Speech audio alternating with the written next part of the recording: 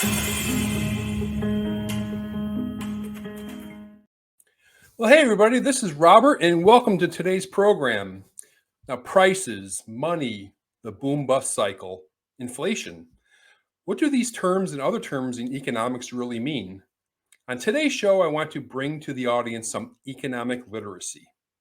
And joining me today to do that is Per Bylund, PhD. Dr. Bylund is a senior fellow of the Mises Institute.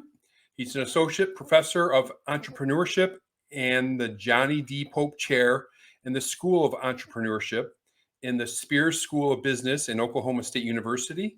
And he's an associate fellow of the Ratio Institute in Stockholm. And he is also the author of this new book entitled How to Think About the Economy, a Primer. Please welcome to the program, Dr. Per Bylund. Dr. Bylund, welcome to the show, sir. Hey, thanks for having me on. Oh, you bet. I really appreciate it. And can we go ahead and start with like a little introduction? Doesn't have to be long, about you, and so the audience has a feel for your knowledge of economics. Okay, sure. So I have a PhD in applied economics from the University of Missouri, but I am a professor of entrepreneurship. So I sort of moved across campus, you could say.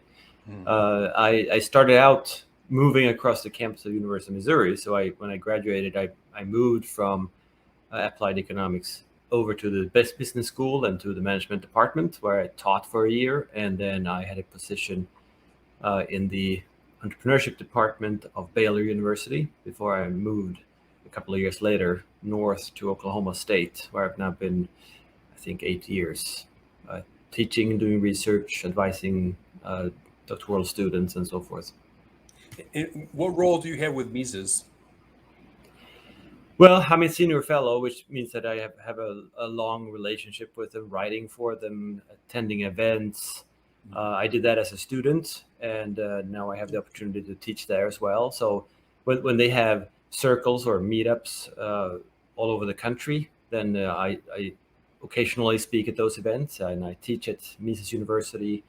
I usually go to their academic conference every spring, the Austrian Economics Research Conference. Okay, well, very good. So you're well-versed in the stuff we're going to talk about today. And I guess my first question is, how important is economic literacy, and how illiterate are people in general? And the reason I ask is, of course, I used to run a laboratory right next to a university here in Florida, and we got all our employees out of this university fresh out of school. They all knew chemistry, biochemistry, and nothing about economics, history, a lot of the things that I learned as a much younger man. So how illiterate are people? Well, unfortunately, they are very illiterate, and it's even a little bit worse, because I saw a report many years ago now where they compared how literate are they, or how much economics do people understand, and then half of them took an economics course and the other half did not, and they did the same study after that semester, and it turned out that those who took the economics course knew less economics than those who actually did not. So, I mean, economics education has sort of failed too. Yeah. Probably because it's so focused on formal methods and mathematics and functions and diagrams, rather than actually the sort of the intuition. I mean, economic literacy is really the intuition of how an economy works, or particularly a market economy, so that you have a clue of what are the mechanisms and processes in play, and it is important. I mean, you asked also why is it important to be economically literate, and it's important because you can position yourself better. You can find a better way of raising your standard of living, which is an obvious point, but it's also the case that you are much harder to fool and trick if you know how the economy works, because you're not going to fall for all those promises that are really impossible, and instead you can see through many of those lies, or not necessarily lies. Maybe they're just intended to kind of skew reality a little bit, but people tend to be self-interested, which means that if they can gain something by tricking you a little bit, perhaps, then they might do so. And especially politics, they're trying to get power in order to they have an agenda, of course. Of course. So they would be more than willing, I think, to lie or just to tweak the truth a little bit. Let's put it that way. And if you don't have the tools to see through that, then it's easier to be fooled. Yeah, you just fall for everything they say. When people use the term free markets, what does that mean? And do we have such a thing? Yeah, what they mean is a whole lot of things. We do not have it, because a completely free market would be one basically without any state interference in the economy.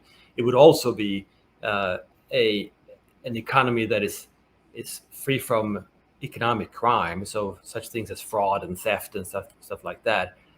They could occur, of course, so there needs to be some sort of mechanism to make sure to enforce contracts and uphold property rights and so forth. But there would be no regulations or anything like that.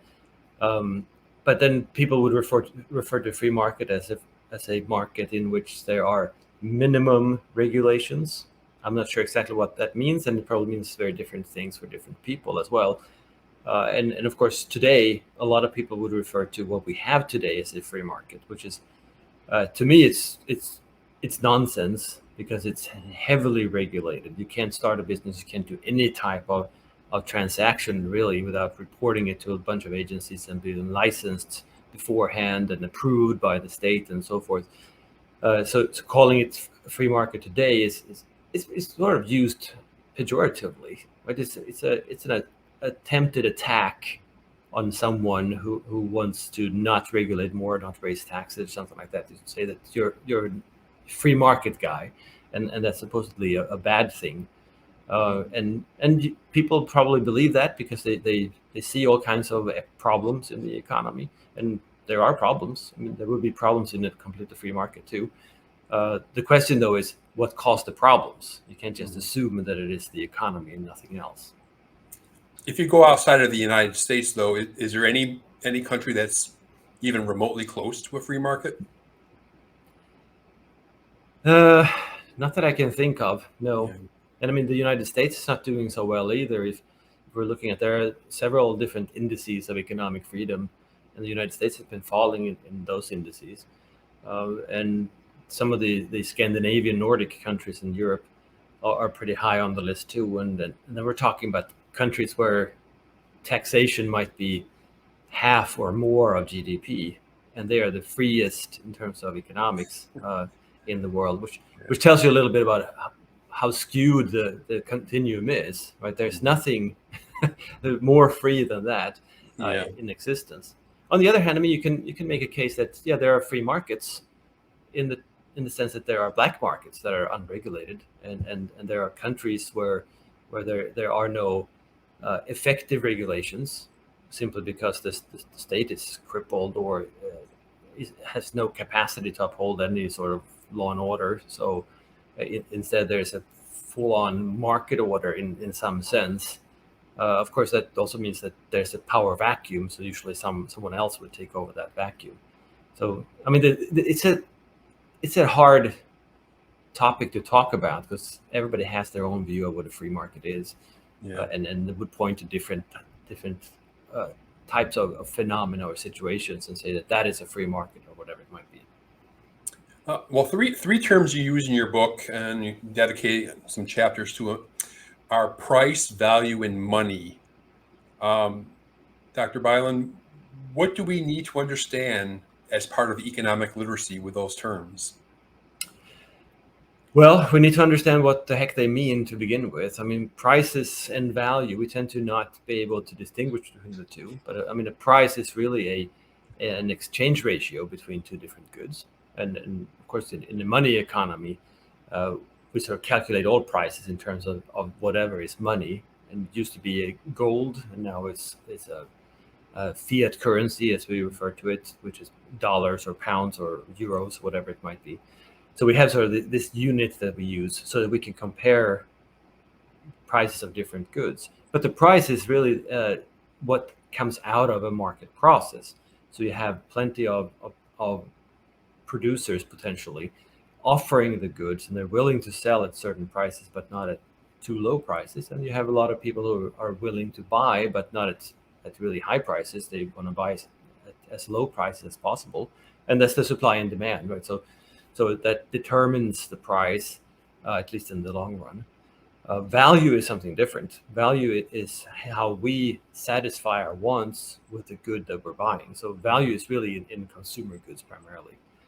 So you can say that if I buy something, if I buy a steak for $10, which it would be a cheap steak, but still, if I get a steak for $10, what that means is that I value the steak much more than the $10 that I give up, or I wouldn't buy it. So of course I will go through with the transaction if I believe I will gain from it. So the value of the steak to me is much higher, but whoever sells the steak to me is willing to accept $10 in return for the steak. So obviously they value the $10 higher than the steak. So it's necessarily the case that in any transaction, the two parties, they value the two things that are exchanged in opposite with opposite rankings, right? Mm-hmm. So the seller always, if there is a transaction, the seller always values the money they get in return higher than the product, and the buyer vice versa. What was the third term you mentioned there? There was price value and something else. Price value in money. Money, right. That's also a concept that is little understood, because we tend to think of money as that which the government provides. It's just the dollar bills, or maybe it's the balance in our account, and that might just be ones and zeros on a hard drive somewhere. But a money is really a medium of exchange, or a generally accepted medium of exchange. So a lot of things have been money throughout world history. And there are examples of using rocks and seashells and cattle and slaves and all kinds of things that people were sort of not agreed on to be a money, but they sort of emerged to be that good that everybody would accept in return for what they produce themselves. So you produce and you make that available into the economy. You get a good or something back in return in a transaction. And then you use that, not yourself, but you use it as a medium to exchange with others. So it's sort of a way of indirectly trading. You can sell to someone and buy from someone else, instead of having to find someone who wants what you have and has what you want, and then you can agree on the terms, because that's sort of a big hassle. So money is just a medium of exchange. It can be a whole lot of different things. In our current world, it's typically that the state has monopolized money, and it's unbacked in the sense that it's not an actual good itself. Mm-hmm. It's just what the state says, this is money, and you have to pay your debts and whatever else using that money, and you have to pay taxes in it, and you have to accept it as well. It's usually a legal tender law saying that if someone owes you a value or wants to transact with you, you have to accept whatever is the currency in that country. That was not always the case. Right. I mean, before 1971, gold was really real money in the U.S. Mm-hmm. Something I thought was kind of neat that you talked about in your book, which I never actually thought about. You were talking about the role of the entrepreneur, and you explained why failure is important to the economy. Can you elaborate on that? Well, sure. I mean, entrepreneurship is, and I'm not saying this only because I'm an entrepreneurship professor, but entrepreneurship is really the core of the market economy. It's the driving force, as Mises would put it, for instance. And it is what pushes us forward, because entrepreneurs, in their role as entrepreneurs, what they do is they imagine that they can produce something that consumers will like a lot in the future. And based off of that sort of vision, if you will, they start to invest in production structure, in production processes, hire people, buy inputs and so forth in order to produce those things. And then hopefully they can sell it at a price that is high enough to cover their costs. But the uncertainty is, of course, enormous because you can't really know what consumers want, and usually they don't know that themselves. And it's going to be in the future point in time, which is even harder because you don't know what options they might have. So other entrepreneurs are trying to do the same thing. When an entrepreneur fails, what that means is simply they have tried something, they tried to create new value, but it turns out that was not actually valued by consumers. So it's a strong signal to not only this entrepreneur, but to all other entrepreneurs too, that this was probably not a good idea, at least not in this shape and form, or at this time. It might become a good idea later on. So we have plenty of examples of goods that were sort of too early. So I mean, everybody knows today what a tablet computer is because of the iPad, but very few remember that there was a tablet PC that Microsoft offered more than a decade before the first iPad, and it was a complete flop because no one could understand why would I need a computer that I can use a pen with? That doesn't make any sense. So people were used to a keyboard and a mouse, so they didn't really figure that out, and Microsoft were not able to sell the idea either, so it failed. And then Apple sort of took a similar idea and ran with it and made a different type of product out of it. And that turned out to be a success because the timing was right, the packaging was right, the communication was right, and so forth. Yeah. You've already mentioned the term fiat money. For viewers that aren't familiar, can you explain what that is? And then if you can talk about inflation and deflation, and particularly, a lot of, I saw that England still has a inflation rate of close to 9%. We're still, I don't know, somewhere around 5 or 6. I don't remember the exact number.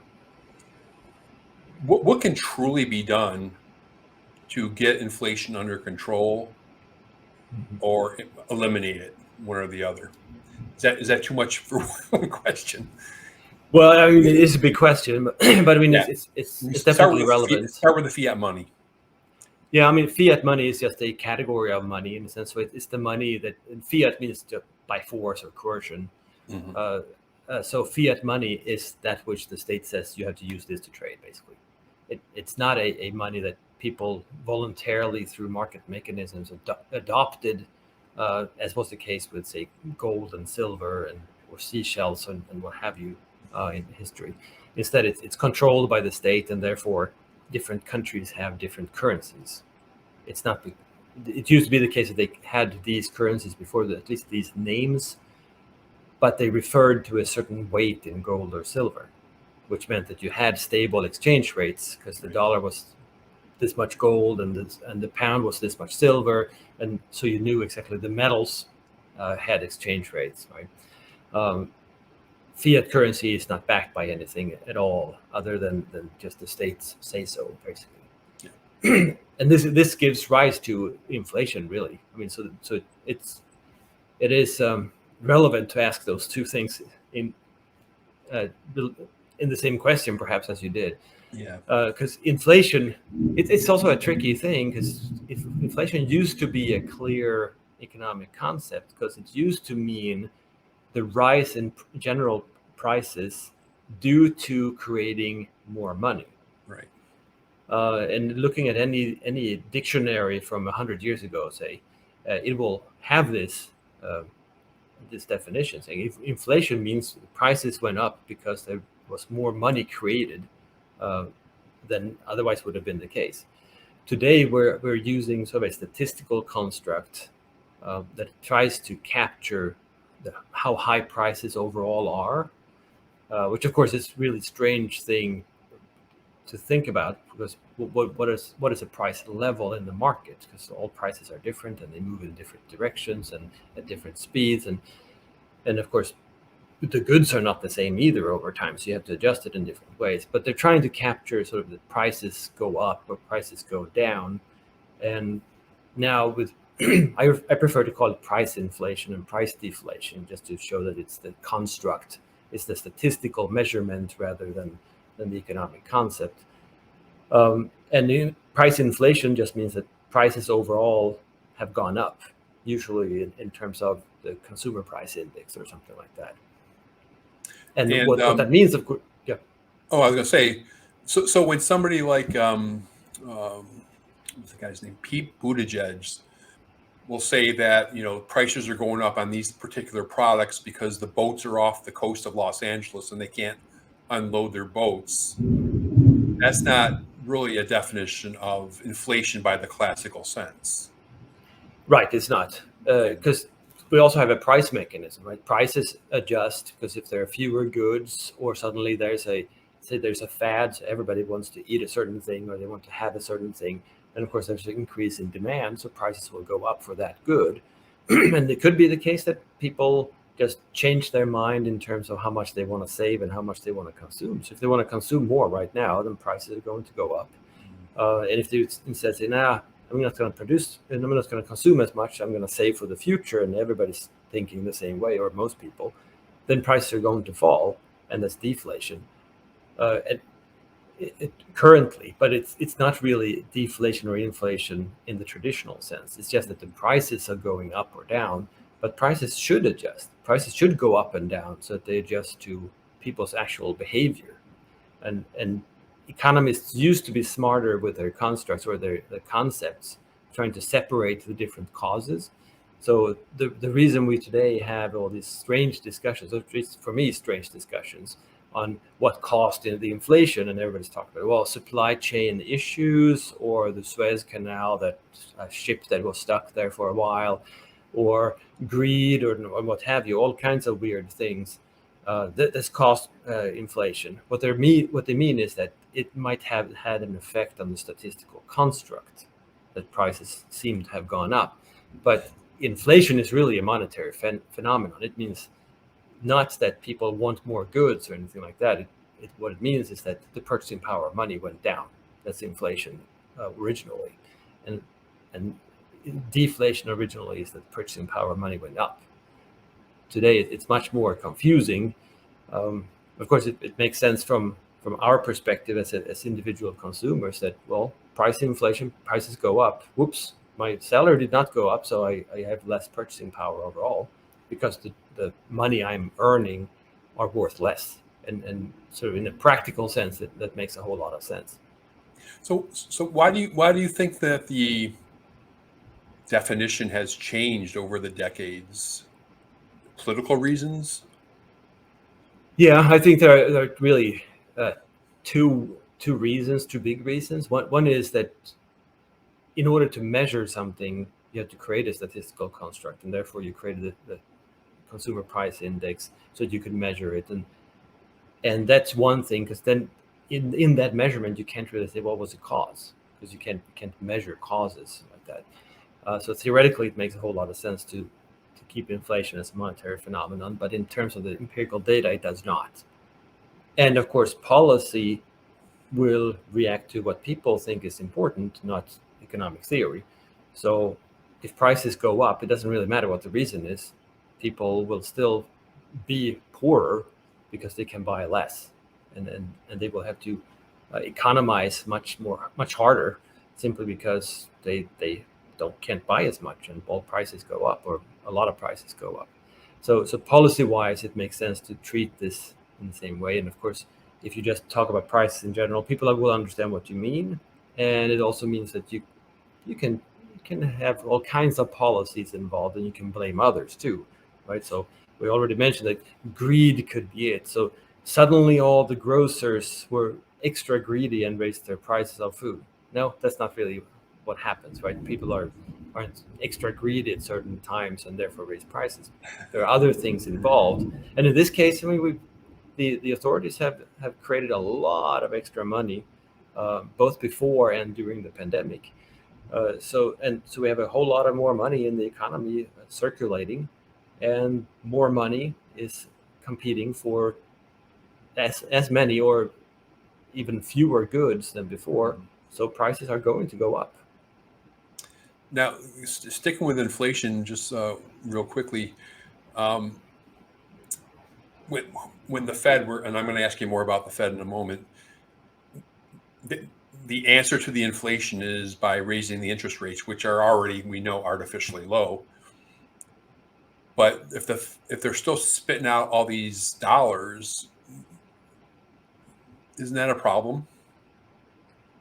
Yeah, but that's also how they keep the interest rates low, right? By spitting out the dollars, as you put it. Um, and I'm not sure they can do a whole lot about it anymore.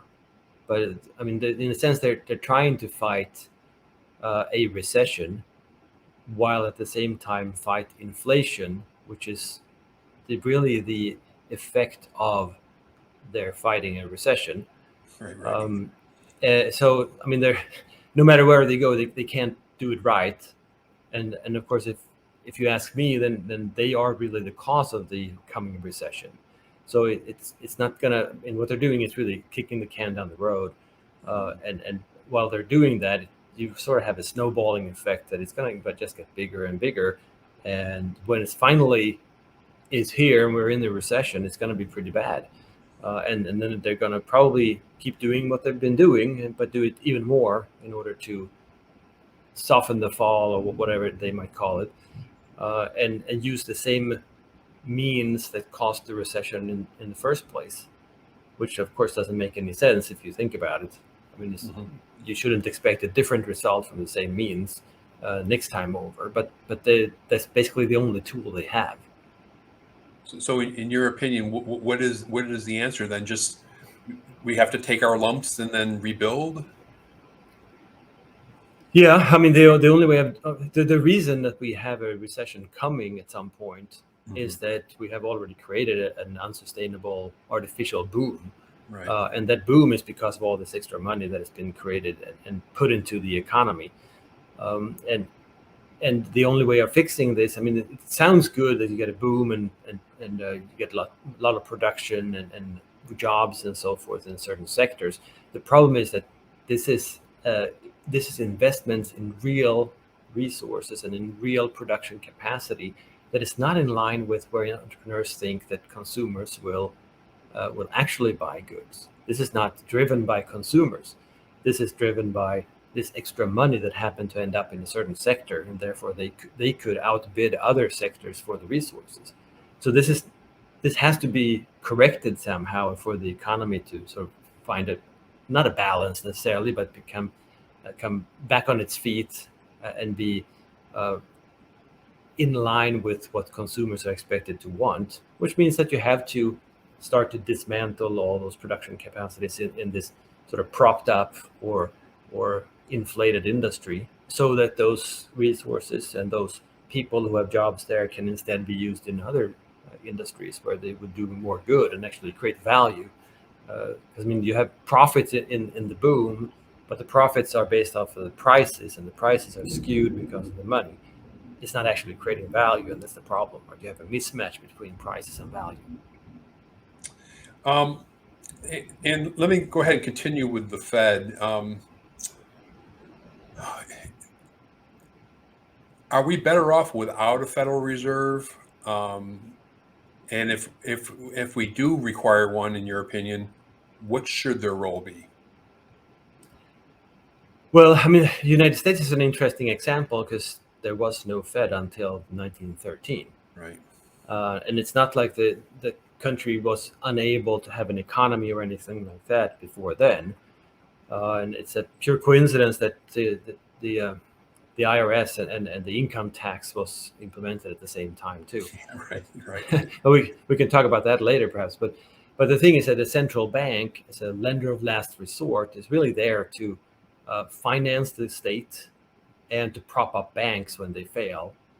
So banks, it's a big moral hazard, really. It's a problem with the incentives, because if banks fail, I mean, then the central bank is there to catch them in the fall. Bail them out. So they can't really fail, which means they're going to take, and they know this, of course, which means they're going to take higher risks. So they're going to play and speculate with our money and with all the value that we have, which is going to just make things even worse. So would it be better without it? Yeah, of course. It would definitely be better without it. But it would also require a big change of how the whole banking system works and how the state funds itself, and probably also would change our money. Because if you go back 100 years, the dollar was a gold currency based on the gold standard. and you can't inflate that. You can't create a bunch of more dollars because you have to find the gold. So that restricts the state quite a bit. So the state can't expand, and the state can't outspend the private sector just by creating more money, which is the case today. I mean, so in the last few years, the Fed has created, what is it, $5 trillion, which is quite a bit of money. It's a lot more than I have.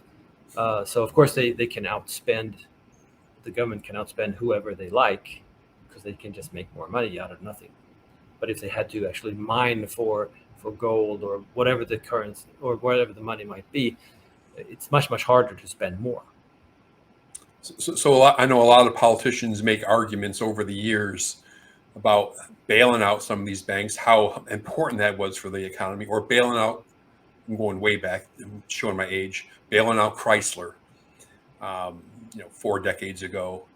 Bad idea though, huh? Yeah, I mean, what we're doing when we're bailing out a company, or when usually it's because they're too big to fail. But obviously they are failing, so they're not actually too big to fail. They're too big for the politicians to allow to fail. That's what it means. And the reason is simply that, well, a lot of people are going to lose their jobs, but they're failing for a reason. They're not failing for just randomly. They're failing because they're not very good at producing valuable goods that are worth more than the resources they use in production. And if that is the case, the business should fail because those resources that they have in the business should be used by other entrepreneurs who are better at serving consumers. Yeah. And I mean, that's what the market economy is about. The consumer is sovereign. The consumer decides whether someone has done something right or wrong. And entrepreneurs, they are just there to serve consumers. In the fiat economy, where money is sort of distorted and it's become a political tool, then consumers don't really have the power anymore because production is there to please the state just as much as consumers, even more than consumers.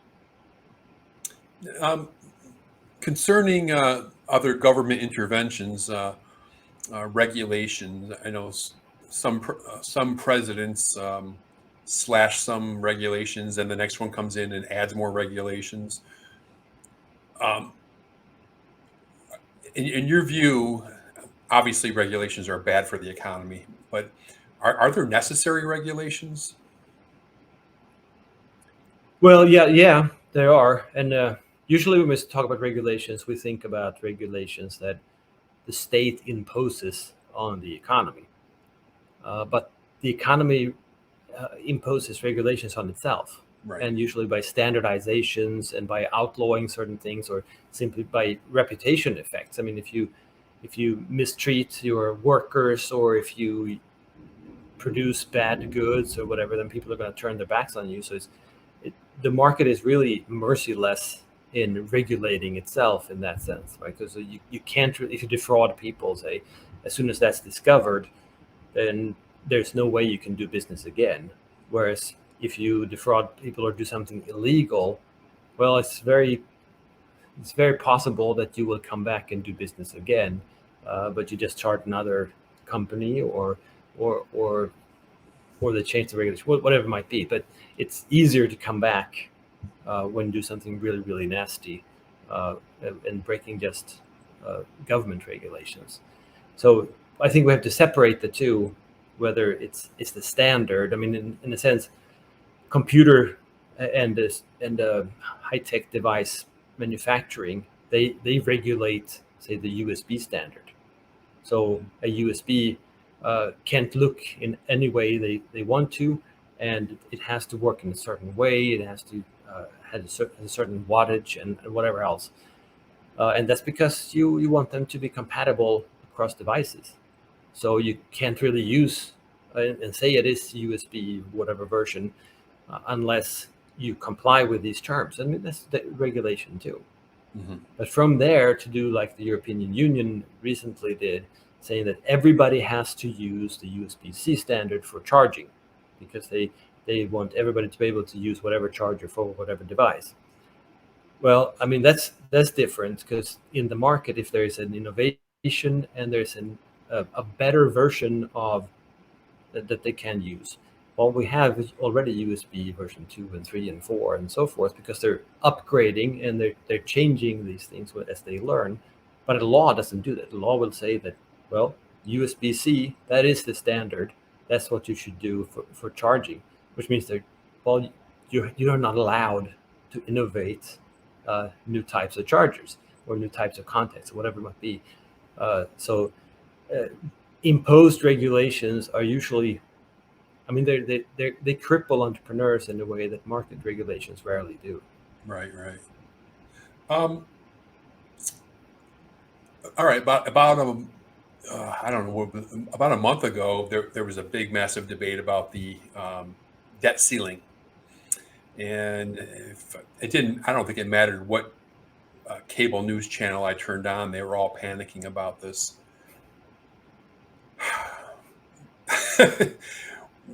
Why do people think this is a good thing to just keep on raising it? Can't they see what's happening, right, with the country and with the economy? And how is it going to get better if you just keep on raising the debt ceiling? Am I wrong? Well, no, I don't think you're wrong. I think people are focusing on the wrong things in these kinds of discussions, simply because they don't understand the issues involved. They don't understand the economy much. I mean, the economy is really built around and based on the fact that things are scarce, meaning that there's less of most resources than we have valuable uses for those resources, which means we have the economies where you have to figure out how to use them properly and sort of smartly in order to get as much value out of it as possible. But the state is sort of selling promises that we can all be rich tomorrow if we just let the politicians do their thing. The problem is that to be rich is not just to have more money, it's to have more wealth, meaning purchasing power and convenience and whatever it might be. It's the real economy, it's goods. And if the state just produces more money, that's not going to give us more goods. Rather, it's probably going to give us less goods, because the money is going to be spent in the economy, and the government is going to extract resources then from entrepreneurs. And those resources are going to be stuck with bureaucrats instead of being used to satisfy consumers. So it seems very often like, well, we should have free healthcare for all, or something like that, as though there is such a thing as free. And an economist would know that no, there is no such thing as free. We can, like many say, we can afford to give everybody sort of costless, or at least healthcare without paying for it. But that means we have to take the resources from somewhere else.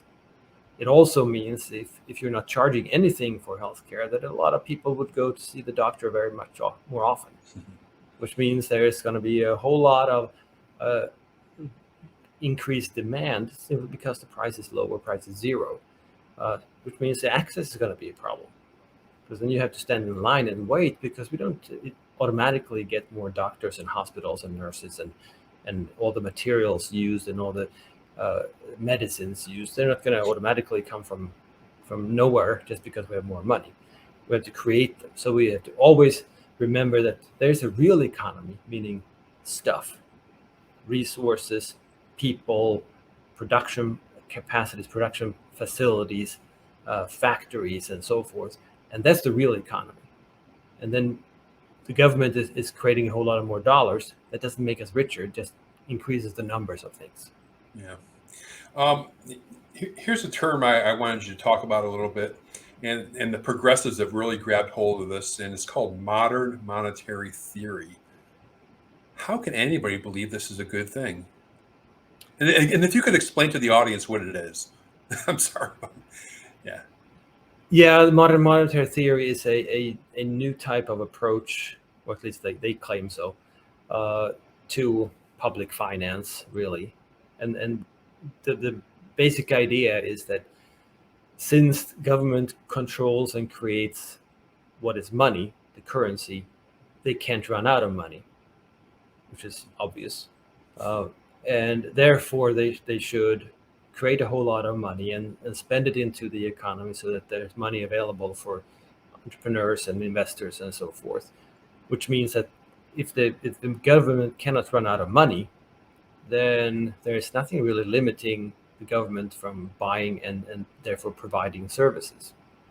So in a sense, it's a promise of a free for all. Everybody can get everything for free if it's just through the government. Which, if you put it like that, then a lot of people would probably wonder, how sane is this? Is it actually reasonable? And of course, it's not, because again, it's the real economy that is the limitation, and we don't get more stuff just because the government creates more money. But they seem to believe that is the case, and it's only limited by the productivity of the economy. So in a sense, that they're proposing that the government should create enough money to extract all the productivity increases that the economy, the rest of the economy, the market are creating, so that they instead become a part of the government's offering to people. And again, that takes us right back to the one of the topics we already talked about is inflation. Yeah, and that's the limitation, they say, to their plan, sort of. That the only thing they need to, at least they think so, the only thing they need to avoid is inflation. But of course, you can't avoid inflation by creating money. That's an impossibility. Many politicians, Bernie Sanders comes to mind, is all about the minimum wage, $20 an hour. Why not $50 an hour? What is the problem with minimum wage? If you can explain that to the viewer.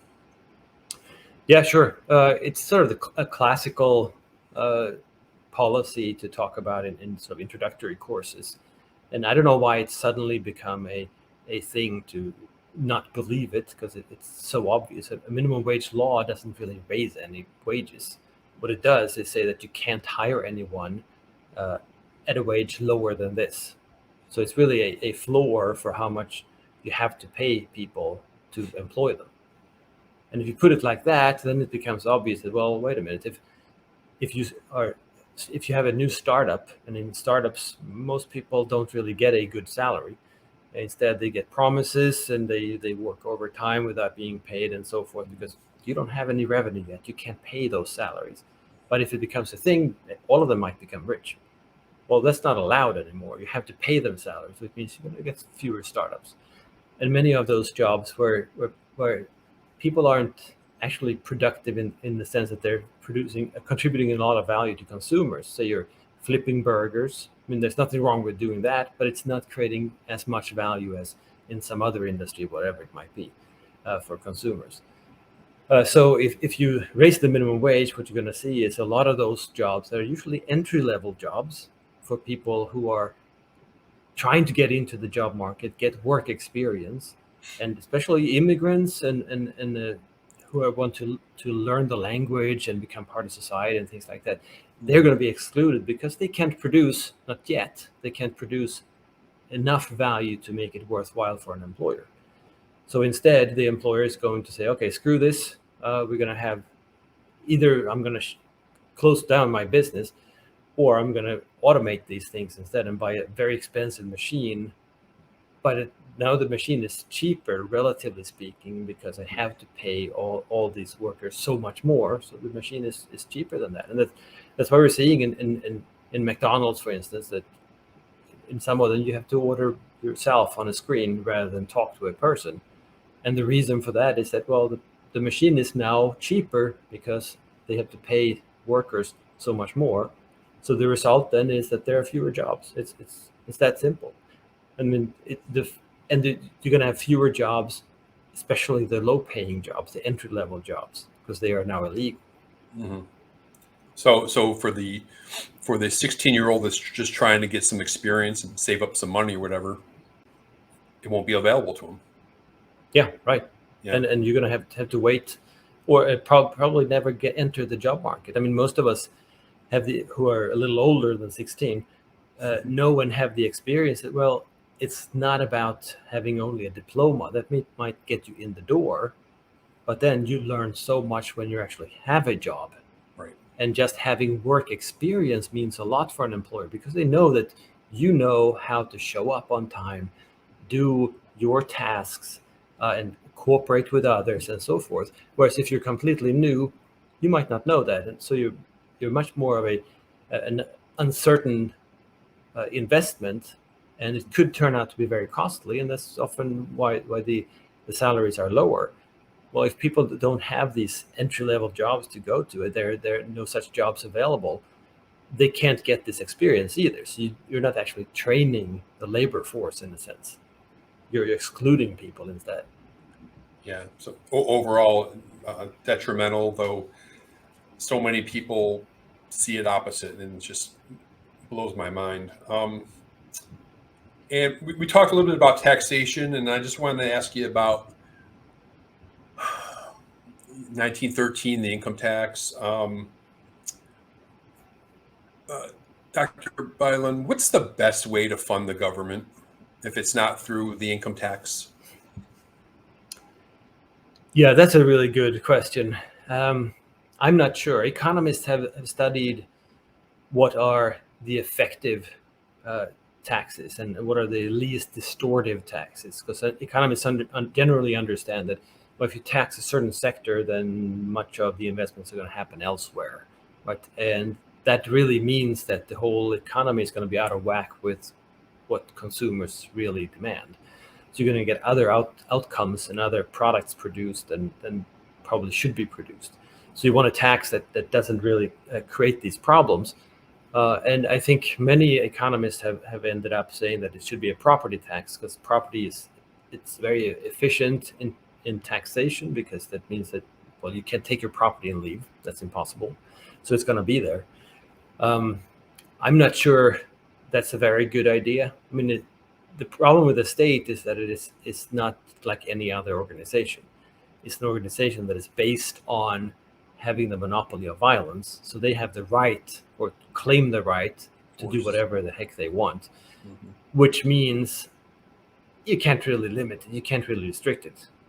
And that's a problem. Even if you say that, well, okay, you can only do this efficient taxation in order to, or you should have, say, some advocated, say, a stamp tax on contracts to cover the cost of policing and enforcement and things like that. Well, what that means is that the government, first of all, they're going to say that no one else can do it because that's their source of income.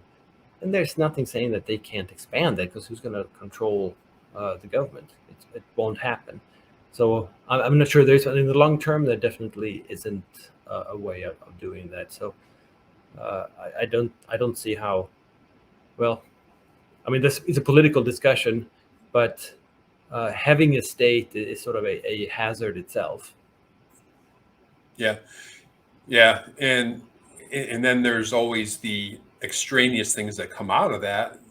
People become criminals, or for not paying enough tax. All kinds of craziness, and B is well, maybe if the government wasn't doing all this stuff, we wouldn't have to require, right, so many taxes if they held to their constitutional mandate. All right. Well, Dr. Bylund, I'm going to go ahead and let you go now. I really appreciate you talking to me. And again, I want to share with the audience the book. It's called How to Think About the Economy, a primer. And if anybody's interested, I'll link to it in the show notes. Give you a chance to check it out. It's a mini version of Hazlitt's book in a way. Is that fair? Yeah, I mean, it is sort of how I went about writing it. So it's about half as long as Hazlitt's book. Yeah. But Hazlitt's, it is really one lesson over and over again, whereas my book is intended to be an overview of the whole economy. It's a little bit different, but it's the same style, definitely. Yeah. That's how I took it. But yeah, good stuff. And you can read it really, really quickly and really get a lot out of it. And I want to thank you, Dr. Per Bylund, for sharing your time and expertise on this topic. I really appreciate it, sir. Thanks for having me on.